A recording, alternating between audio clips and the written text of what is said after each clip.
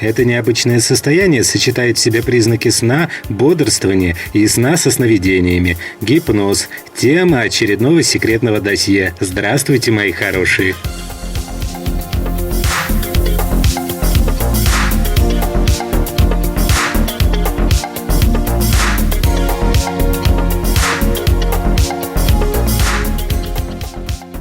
Слово «гипноз» в переводе с греческого означает «сон». Однако, пожалуй, это единственное, что объединяет эти два понятия. Гипноз по своей сущности резко отличается от состояния естественного сна.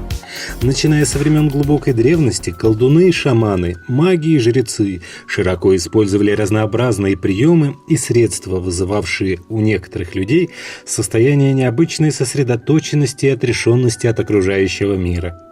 В Древнем Египте гипноз применялся как терапевтическое средство. Наиболее полные сведения о медицине Древнего Египта дает папирус, датируемый 1550 годом до нашей эры, большой медицинский папирус Эберса, являющийся копией более древнего трактата. Египтологи считают, что этот древний папирус был составлен легендарным врачом Имхотепом в начале 3-го тысячелетия до нашей эры. В папирусе описаны методы применения гипноза целителями того времени. Эти методы имеют очень много общего с применяемыми в настоящее время. Древним грекам тоже был известен гипноз и храмовый сон. Гипноз в форме храмового сна сохранялся вплоть до середины IV века. Затем наследие жрецов начинали постепенно использовать и христианские монахи.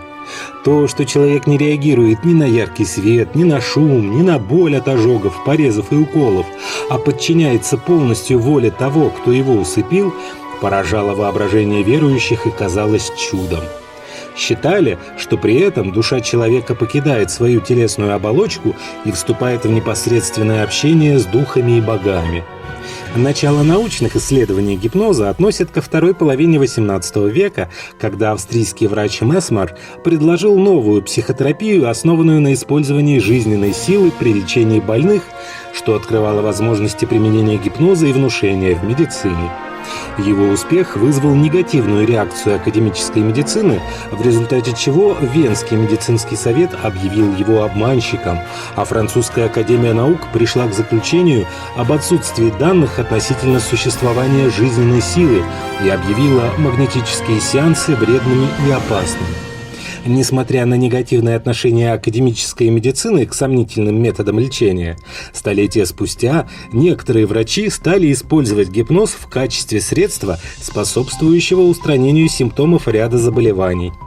К их числу относился и Зигмунд Фрейд, который в начале своей терапевтической деятельности пытался использовать различные методы лечения больных.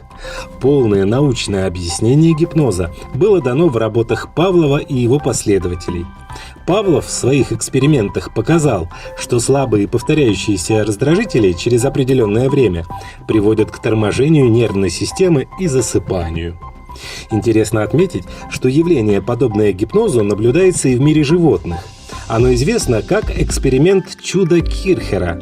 Внезапное переворачивание лягушки, птицы или другого мелкого животного на спину вызывает полную неподвижность.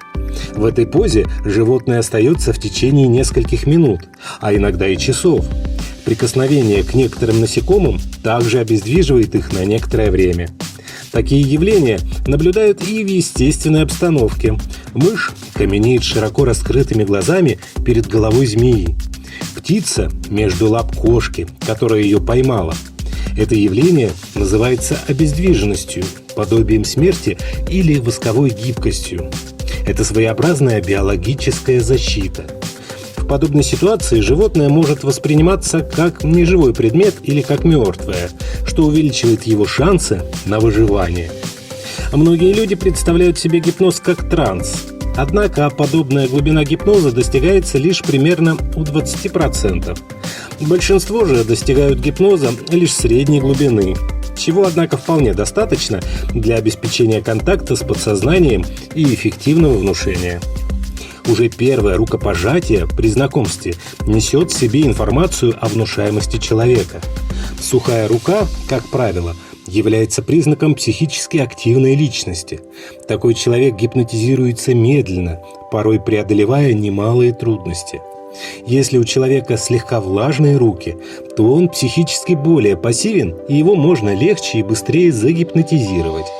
Лучше всего поддаются гипнозу люди, обладающие отличной памятью, свободно выражающие эмоции, не теряющие ход мыслей, неприхотливые, достаточно сообразительные и имеющие хорошее воображение. Очень хорошо способны погружаться в гипноз дети от 8 до 16 лет. Слишком требовательные и критичные люди с отсутствием воображения, недостаточно смышленные, закомплексованные, с небольшим объемом внимания, менее всего способны испытывать гипнотический транс. Различают 4 стадии гипноза. Первая стадия гипноидности сопровождается мышечным и психическим расслаблением, миганием и закрыванием глаз. Человек может легко, по собственному желанию, открыть глаза, встать и прервать сеанс. Вторая стадия легкого транса отличается полной мышечной слабостью. В этой стадии можно вызвать внушенную восковую гибкость мышц. Прошедшие через эту стадию говорят о том, что чувствовали в себе силы побороть сонливость и открыть глаза, но им хотелось лежать и слушать голос гипнотизера.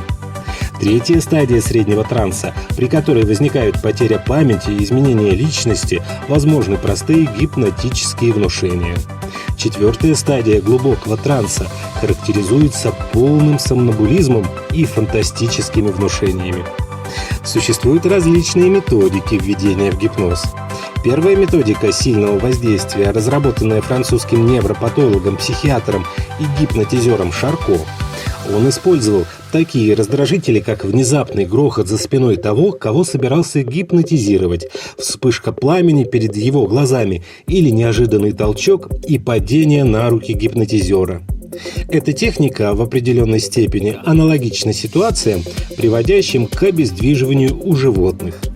Вторая методика состоит в однообразном повторении воздействия, сосредоточение взгляда на блестящем предмете, однообразный шум или тихая музыка, поглаживание лба или висков. Третья методика заключается в словесном внушении состояния расслабления. Особое значение имеет связь с голосом гипнотизера. Также методики гипноза могут сочетаться, например, шумы и поглаживание, словесное внушение и музыка. Находясь под гипнозом, человек может напрячь свои мышцы значительно сильнее, чем в состоянии бодрствования. С другой стороны, под гипнозом он способен расслабиться до такой степени, которая при полном сознании достигнута быть не может. В состоянии гипноза восприимчивость органов чувств временно повышается, а скорость движения может резко возрасти. Сердечную деятельность также можно замедлить или ускорить. То же самое относится к таким функциям, как внутренняя секреция, работа кишечника и кожи. Во время сеанса гипноза возможно возникновение множества очень интересных ощущений, например, полета или парения в невесомости, нарушение привычных границ вашего тела, возможно, ощущение тяжести или, наоборот, воздушной легкости. Часто нарушается реальная оценка течения времени. Гипноз длительностью час как будто был всего несколько минут. Все ощущения и впечатления очень индивидуальны и могут меняться от сеанса к сеансу. Вы не засыпаете полностью, хотя состояние будет очень сонное, комфортное и расслабленное. Состояние после сеанса гипноза комфортное, спокойное, как после мягкого расслабляющего массажа. После гипноза человек испытывает внутреннее умиротворение, прилив силы бодрости, легкость и внутреннее освобождение от необъяснимой тяжести. Возможно, некоторая рассеянность, но через 10-15 минут вы, скорее всего, уже сможете сесть за руль автомобиля и уже тем более ехать в общественном транспорте. Лечение гипнозом поможет избавиться от тревожности, депрессии, невроза, страха, панических атак. С помощью гипноза можно избавиться от раздражительности, агрессивности, гнева. Гипноз эффективен в лечении любых зависимостей. В том числе гипнотерапия хорошо помогает при эмоциональной зависимости, любовной зависимости от партнера, алкогольной, наркотической, никотиновой зависимостях, игромании. Многие сексуальные расстройства также хорошо поддаются терапии гипнозом.